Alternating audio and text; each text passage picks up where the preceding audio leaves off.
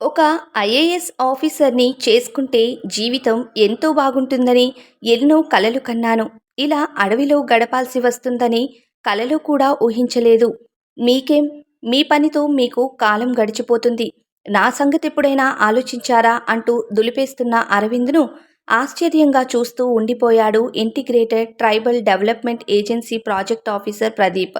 వాళ్ళిద్దరికీ పెళ్లై నెల రోజులు కూడా కాలేదు.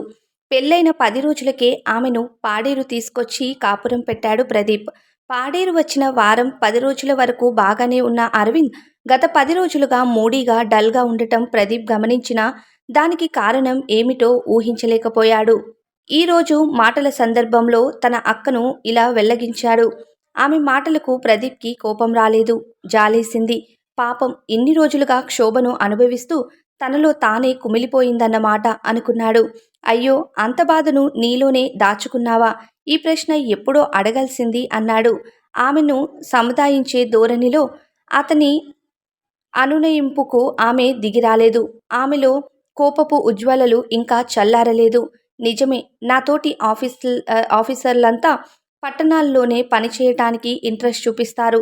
నేను మాత్రం కావాలనే ఇక్కడికి వచ్చాను. దానికో ముఖ్య కారణం ఉంది. ఇదిగో ఈ డైరీ చదువు. నీకే తెలుస్తుంది. ఇది చదివాక కూడా మనం ఈ ప్రాంతానికి వదిలి వెళ్ళిపోదామంటే నేను సిద్ధమే. ఇది నీ స్కూల్లో చదువుతున్నప్పుడు రాసిన డైరీ అంటూ పాత డైరీనొకదాన్ని అందించి బయటికి వెళ్ళిపోయాడు. ఆసక్తిగా దాన్ని అందుకొని శ్రద్ధగా చదవటం మొదలుపెట్టింది. నాకెంతో సంతోషంగా ఉంది. ఆ సంతోషాన్ని మాటల్లో చెప్పలేను. ఈసారి నా పుట్టినరోజుకు వికాస్ అన్నయ్య కూడా ఉంటున్నాడు. అన్నయ్యంటే నాకెంతో ఇష్టమో చెప్పలేను. నా సొంత అన్న కాకపోయినా అంతకన్నా ఎక్కువే. నేను సిరిపల్లెలో 5వ తరగతి చదువుతున్నాను. మా ఊరు ఏజెన్సీ ప్రాంతంలో మారుమూలగా ఉంది. మా ఊరు దాటితే దట్టమైన అడవులే. అన్న సిటీలో ఇంటర్ చదువుతున్నాడు. చాలా తెలివైనవాడు. చదివే కాకుండా చాలా రంగాల్లో అన్నకు పరిజ్ఞానముంది. అతను చెప్పే విషయాలు కొన్ని మా నాన్నకు కూడా తెలియవు. మా నాన్న సిరిపల్లెలో ఎంఆర్ఓగా పనిచేస్తున్నారు. పెద్ద బంగ్లాలను మాకు కార్పొరేటర్‌గా ఉన్నాయి. మా బంగ్లా అన్నా, మా ఊరన్నా, చుట్టూ ఉన్న అడవి అన్నా మా అన్నకు చాలా ఇష్టం. అందుకే వేసవి సెలవులకు తప్పకుండా ఇక్కడికొస్తూ ఉంటాడు. నా పుట్టినరోజుకు ఇక్కడుండేటట్లు ప్లాన్ చేసుకుని రమ్మని ముందే చెప్పడం వల్ల నా కోరిక తీరింది. అన్న వచ్చాడంటే నాకు, నా ఫ్రెండ్స్‌కి పండగే. ఎన్నెన్నో వింతలు, విశేషాలు చెబుతూ ఉంటారు. ఈసారి 'బిలీవ్ ఇట్ ఆర్ నాట్' అనే పుస్తకం తెచ్చి అనేక ఆశ్చర్యకరమైన విషయాల గురించి చెప్పాడు. మేమంతా ఆశ్చర్యంతో తలకముక్కలైనాము. తను చూసిన ఇంగ్లీష్ సినిమాల గురించి, చదివిన పుస్తకాల గురించి, ఇలా ఎన్నో విషయాల గురించి ఎంతో ఇంట్రెస్టింగ్‌గా చెప్పటం అన్నకే చెల్లింది. గత ఏడాది అన్న చేసిన సైన్స్ ప్రాజెక్ట్‌కి అవార్డు ముఖ్యమంత్రి ఎన్టీఆర్ దగ్గర నుంచి తీసుకున్న ఫోటో నా ఫ్రెండ్స్‌కి ఇప్పటికీ గర్వంగా చూపిస్తూ ఉంటాను. అన్న వచ్చిన 2 వారాలకు మా ఊరికి మహేశ్వర స్వామి వచ్చారు. ప్రతి ఏడాది ఆయన మా ఊరికి రావడమే మామూలే. అయినా ఈసారి ఆయన రావటంతో పెద్ద దుమారం రేగింది. ఎప్పుడూ ఆయనతో పాటు తెచ్చుకునే అమ్మవారి విగ్రహం ఆ రోజు ఉదయం హారతి ఇస్తున్న సమయంలో కన్నీరు కార్చటం మొదలుపెట్టింది. అన్న వార్త ఊరంతా క్షణాల్లో పాకిపోయింది. కనివిని ఎరుగని ఆ వింతను చూడటానికి మేమంతా తరలి వెళ్ళాము. ఊరి అవతలిది స్వామీజీ ఆశ్రమం. దాని లోపలుండే పెద్ద హాల్లోకి వెళ్ళగానే 4 అడుగుల దిమ్మం మీద ఉంచిన 3 అడుగులు ఎత్తున్న అమ్మవారి విగ్రహం కనిపించింది. అమ్మవారు కారుస్తున్న కన్నీరును చూసి జనం ఆహాకారులు చేస్తున్నారు. అమ్మవారి దర్శనమయ్యాక స్వామీజీ దర్శనం చేసుకొని స్వామీజీ భక్తులు సూచన మేరకు ఒక పక్కన నిలబడ్డారు. వచ్చే జనం వాలంటరీ జనాన్ని కంట్రోల్ చేస్తున్నారు. జనమంతా దర్శనాలు కానిచ్చాక స్వామీజీ భక్తులు ఉద్దేశించి మాట్లాడుతున్నారు. ప్రియమైన ప్రజలారా, నేడు దర్శనం ఇలాంటి రోజు వస్తుందని కలలో కూడా అనుకోలేదు. ఈరోజు ఉదయం అమ్మవారికి పూజ చేస్తున్నప్పుడు ఈ వింతను మొదటిసారిగా ఇదిగో ఈ వీర్రాజు మాస్టారు గమనించారు. ఆ సమయానికి మాస్టారితో పాటు ఓ 10 మంది దాకా ఇక్కడికి వచ్చారు. వాళ్ళు కూడా చూశారు. ఉదయం 8 గంటల వరకు మామూలుగా ఉన్న నా తల్లి ఇలా పూజ మొదలుపెట్టేసరికి కన్నీరు కార్చడం చూసినా నాకు దుఃఖం ఆగలేదు. మీరెందుకు దుఃఖిస్తారు స్వామి? ఈ ఊరి వల్ల, ఇక్కడున్న ప్రజల వల్ల ఏదో జరిగింది. ఈ ఊరిలో పాపం పెరిగిపోయింది. అందుకే ఈ ఏడాది ఇక్కడ వర్షాలు సమంగా పడలేదు. ఎక్కడ చూసినా క్షేమమే అని నా శిష్యులు అన్నప్పుడు ఆ మాట నిజమేనేమోనని నాకు అనిపించింది. అందుకే ఒక పరీక్ష పెట్టి నిర్ధారణ చేసుకోవాలని తలిచాను అన్నారు స్వామీజీ. అందరూ ఆయన వంక అయోమయంగా చూసి ఒకరి ముఖాల్లోకొకరి చూసుకున్నారు. 10 నిమిషాలు ఏర్పాట్లు జరిగిపోయాయి. అమ్మవారి విగ్రహం ముందు 3 మీటర్ల పసుపు రాసిన గుడ్డను పరిచారు. దానికి ముందు కాళ్ళు కడుక్కోవడానికి ఒక బిందెతో నీళ్లు, ఒక వెడల్పాటి ప్లేటు పెట్టారు. పరీక్షలో ఏమిటో తెలియక అందరూ తికమకమవుతూ ఉన్న సమయంలో స్వామీజీ గొంతు గంభీరంగా వినపడింది. ఎంఆర్ఓ గారు, మీరు ముందుగా ప్రారంభించండి. ఇలా ముందుకొచ్చి కాళ్ళు కడుక్కొని ఆ గుడ్డ మీద నడిచి అమ్మవారిని దర్శించుకోండి అనగానే నాన్న భయభక్తులతో మొదట అమ్మవారికి, తరువాత స్వామీజీకి నమస్కరించి ఆయన చెప్పినట్లే చేశారు. అప్పుడొక అద్భుతం జరిగింది. నాన్న అడుగు గుడ్డ మీద పడగానే ఆయన పాదపు ముద్ర రక్తంతో తడిచినట్లు ఎర్రగా కనిపించేసరికి జనంలో అహంకారాలు చెలరేగాయి. ఆ ముద్రను చూడగానే నాన్న కంగారు పడుతూ స్వామీజీ వైపు చూశారు. ముందుకు నడవమన్నట్లుగా ఆయన చెయ్యి ఊపారు.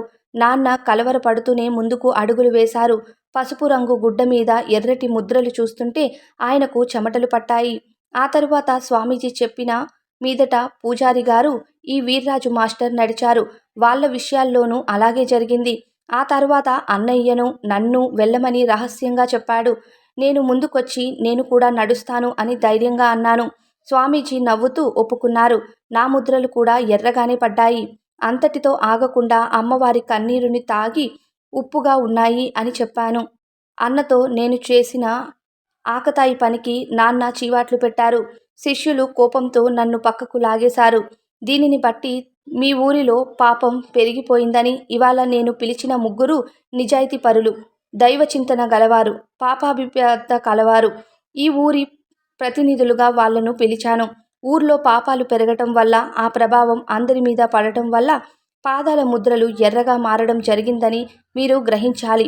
ఆఖరికి అన్యం పుణ్యం ఎరుగని ఆ పసివాడి విషయంలో అలాగే జరిగిందంటే పరిస్థితి ఏ స్థితిలో ఉందో మీరు తెలుసుకోవాలి అన్నారు. ఆ తరువాత పరిష్కారం గురించి చర్చ జరిగింది.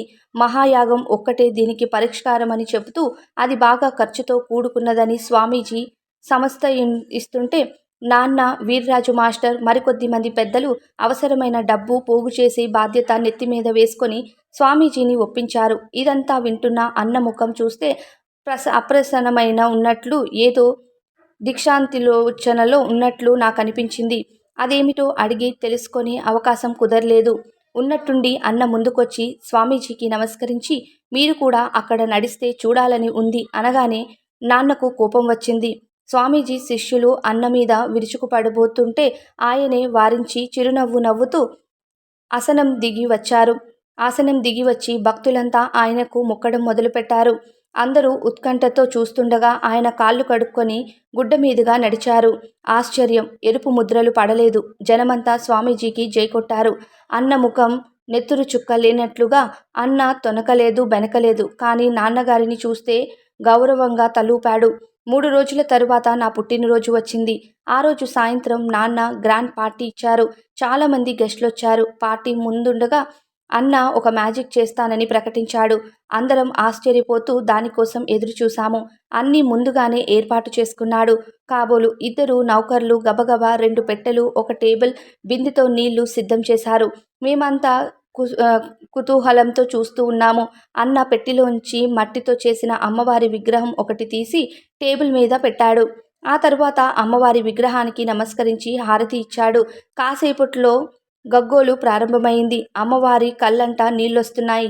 జనంలో కలవరం మొదలైంది. నాన్న నోరు వెళ్ళపెట్టి అటే చూస్తూ ఉండిపోయారు. ఆ తరువాత అన్న సూచన ప్రకారం నౌకర్లు పసుపు రంగు గుడ్డ ఒకదాన్ని నేల మీద పరిచారు. అన్న అక్కడున్న నీళ్లతో కాళ్ళు కడుక్కొని గుడ్డ మీద అడుగు వేయగానే అతని పాదపు ముద్ర ఎర్రగా రక్తంలా కనిపించగానే జనంలో గొప్ప అలజడి చెలరేగింది.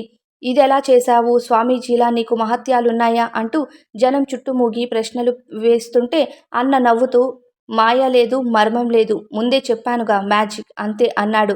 ఎలా చేశావు, దీనికి రహస్యం చెప్పవా అంటూ అమ్మతో సహా అందరూ బతిమిలాడారు. చెప్పను, ముందు అందరూ కూర్చోండి అంటూ మొదలుపెట్టాడు.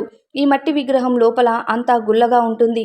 అమ్మవారి కళ్ళ దగ్గర చిన్న చిన్న రంధ్రాలు చేసి మైనంతో కప్పేశాను.